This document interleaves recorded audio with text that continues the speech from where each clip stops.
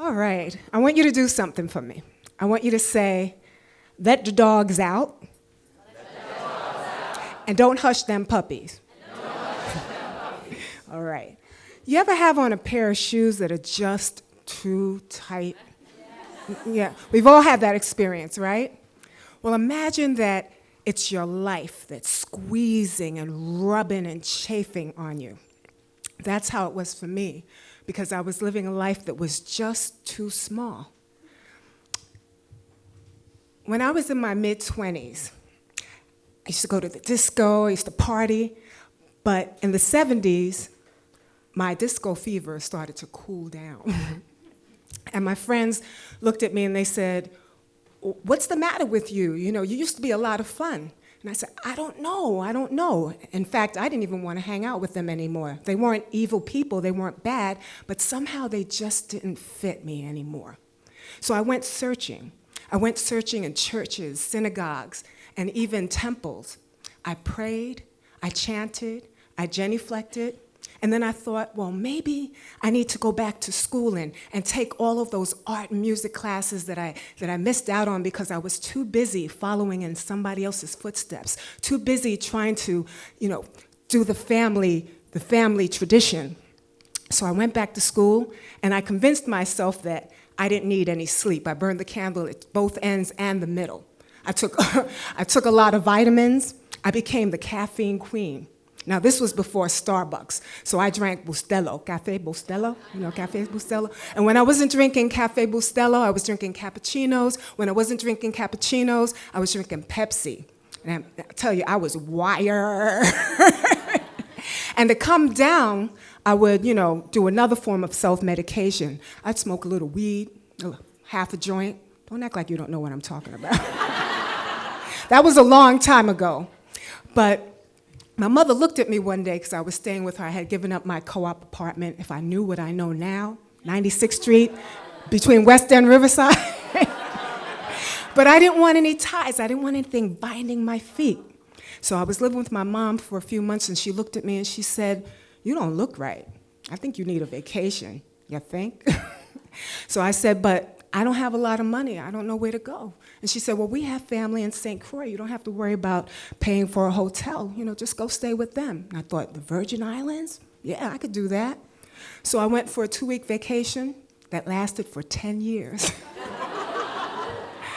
Yes. My feet began to unfurl. I felt the sand, the grass, the clear blue water. I met people who were shamans. I met Farrakhan.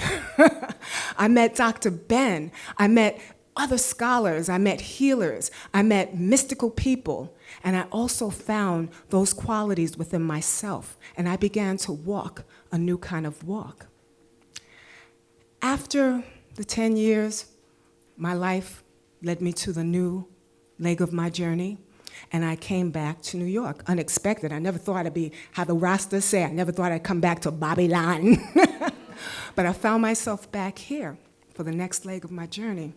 And I got remarried, had another child. Now, you ever have those kind of shoes that when you try them on in the store, they feel really good? You even bring them home, you walk around the house, and they feel real nice. But as soon as your feet hits that New York City concrete, it's a whole nother story. Well, that was my second marriage. But that's okay, because, you need some calluses on your feet. They can't be too soft if you want to dance barefoot, right? So I had some lessons. There. And I continued to grow, and my feet began to expand, my life expand. I met world-class musicians, got to perform with some of the best people. But one day I was walking down the street and I felt kind of a cramp, a Charlie horse coming up my leg. And I realized that my toes were curled because I was trying to not face the fact that they were hitting the front of the shoes. I had outgrown my new shoes. I had outgrown my new life. And I thought, man, not again. I hate shopping. I got to do this all over again. I don't even know where to go. So I went to DSW. That's doing the same work. But I wound up at pay less. And I realized that in order to have those, what do they call them? My blonics? What do you call them? Help me out now. My Loda blonics and the Neiman Marcus and all like that, I had to jump way out of my box. I had to challenge myself. So that's why, right here, I'm standing here today. I've been a professional storyteller for quite a while, but I've never done a slam before. So I'm stretching myself. My life is expanding.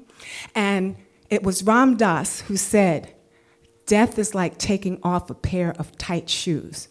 I feel like I've lived several lives in this same body. And like how people change hats, I feel like I just changed shoes. And when I'm finished with this walk of life, I want to be in the most skimpiest sandals. I want all the strings to be loose. So I'm just walking on some soul. So I will let the dogs out, and I won't hush any puppies.